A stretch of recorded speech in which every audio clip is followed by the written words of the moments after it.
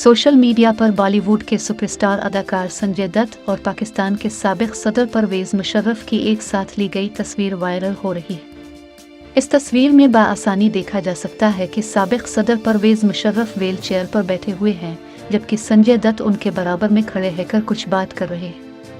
तस्वीर में दोनों ने जिम के कपड़े पहने हुए हैं। ताहम यह तस्वीर कब और कहां ली गई है, इस हवाले से कोई तफसीलात मंजर आम पर नहीं आई है। सोशल मीडिया पर बॉलीवुड के सुपरस्टार अदाकार संजय दत्त और पाकिस्तान के साबिक सदर परवेज मुशर्रफ की एक साथ ली गई तस्वीर वायरल हो रही है। इस तस्वीर में बाआसानी देखा जा सकता है कि साबिक सदर परवेज मुशर्रफ व्हील चेयर पर बैठे हुए हैं, जबकि संजय दत्त उनके बराबर में खड़े रहकर कुछ बात कर रहे हैं। तस्वीर में दोनों ने जिम के कपड़े पहने हुए हैं। ताहम यह तस्वीर कब और कहां ली गई है, इस हवाले से कोई तफसीलात मंजर आम पर नहीं आई है। मज़ीद अपडेट्स के लिए देखते रहें ACN न्यूज़।